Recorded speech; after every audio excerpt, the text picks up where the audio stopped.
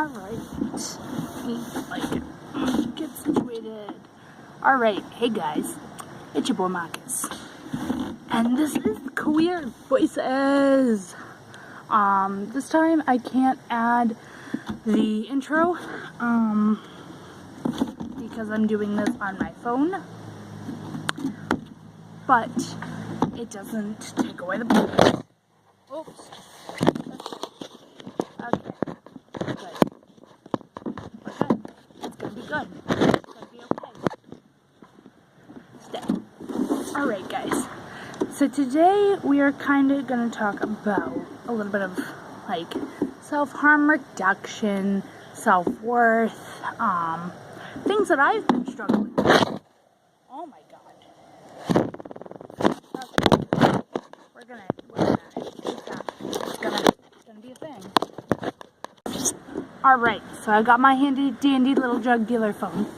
I'm not actually a drug dealer, don't worry. And I want to just, I have some topics that I want to discuss. So lately, I have been struggling with depression. I mean, I always struggle. I have depression, I have anxiety, I have PTSD. You know, I have a list of things. But lately, I've been really struggling with myself. Not my identity or sexual orientation or anything like that, but like my mentality. My mentality has been, I'm gonna fully disclose, my mentality has been pretty shitty. You know, I feel like I don't, sometimes I feel like I don't deserve anything that I have. I don't deserve anybody that I have that's in my life. They deserve way better than me. And the list goes on and on, really. So today I really just want to talk to you guys about, you know, loving yourself, being there for others, making sure that you check up on your friends, because you need to. If those people really matter to you, then you should check up on them. You should see how they're doing.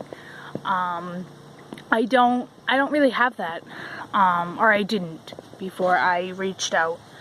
And sometimes it's all it takes is a hi, and then people usually just their knee-jerk reaction is, how are you doing? Or how are you? What's up? Well, then you unleash the monster inside. And you know, if they don't want to talk about it, if they don't want to listen, that's fine. But you got it all out in a message, right? You got it all out in a phone call.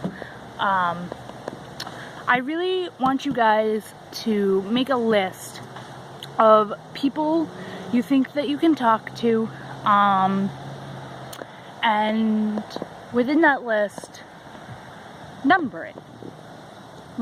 One is definitely I need to call this person when I'm in this sort of mood, and 10 being, you know what, they're not really there, but they're kind of a last resort sort of thing. So for me, my first one is my boyfriend, Cyrus, and he is usually the one who I message, even if I don't tell him what's going on at that moment, or in that conversation. I'm just talking to somebody, and it kind of gets me distracted, and that usually helps a lot of people. It's helped me, and it's helped a few of the people that I've talked to and reached out to. The second person would be my case manager. My third person would be somebody who's been like a parental parent to me for a couple of years at this point.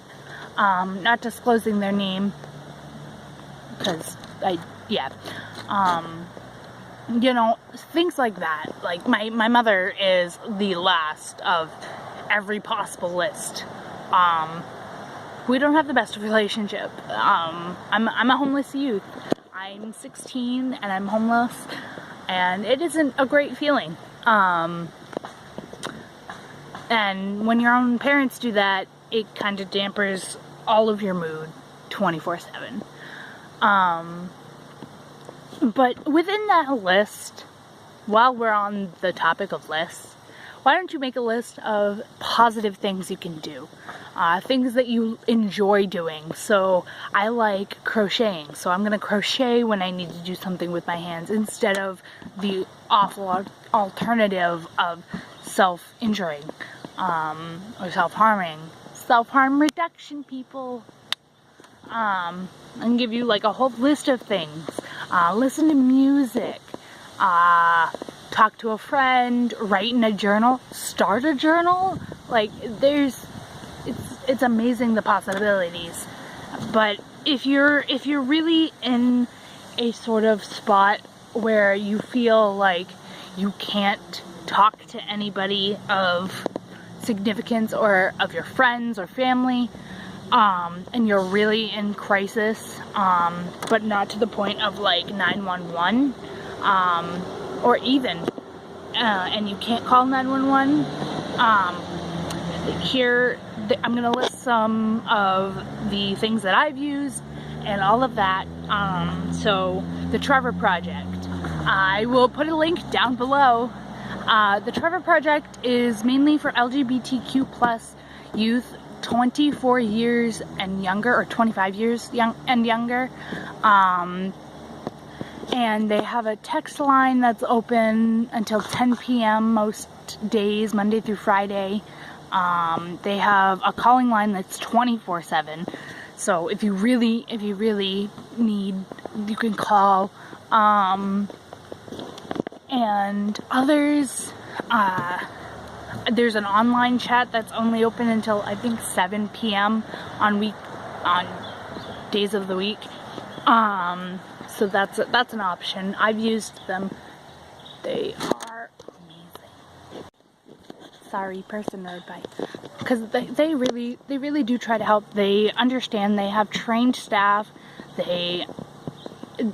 Some of the people that I've talked to are within the LGBT community, so it's really good. The next one is the National Suicide Hotline. For that, that's a call line in itself. I will also put the link down below. But with that, there's also a text line, so you can text a crisis line. The Trevor Project. Yeah, so I already talked about that. So the crisis text line, there's a Facebook page where you can message, and they'll help you in your time of crisis. There's a number, 741-741. Text hi, hello, stop, help, something. And they will respond. They're really good about getting directly back.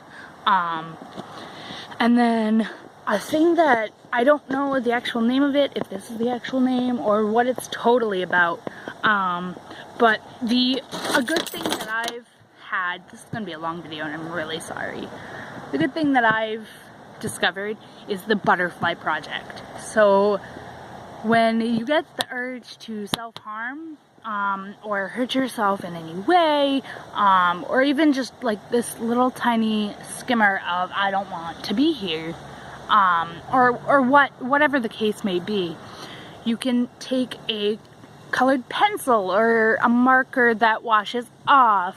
You can even take a Sharpie. I don't recommend it because it's poisoning, but yeah, do what you please. And you draw a butterfly on your arm, so like right on your wrist, or your leg, or your neck, or your cheek, or something. If it's on your face, make sure it's washable. And name it. Put a name to the butterfly of somebody who you care about deeply, that is a great support to you, that you would that it would be awful to use.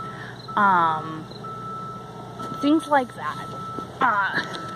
And I want you all to know personally, I go through this on a weekly basis. And there is no shame in any of this. There's no shame in feeling this way. And if people shame you, then shame on them. Because this is just a part of your life. This is another bump in the road. And you're working to get through it. So, you know, you're loved. You are wanted. You're loved and wanted by me, by Katrina. You know, your friends, your family. Even if it doesn't seem like it, they love you. If they don't accept you, that doesn't mean they don't love you in some sort of way. That they don't care about you. I've really realized that within the past 4 years, that people do care. It might take them a while to realize that they do, or whatever the case may be, but they do care. I care. So I'm gonna put links below in the description, hopefully, and if I don't, I will put them in the comments, something, of the places where you can go in times of crisis, people, like, just things to help. So that's all for this video, guys. I'm thinking I'm gonna upload it today, which is Friday, or I might upload it on the 10th, August 10th. So I am not sure. We will see. But yeah. So I'm gonna do my YouTube, my personal YouTube outro, just because it's a good mantra. It's a good thing. So stay true, stay you. Remember that you are wanted. And I love you.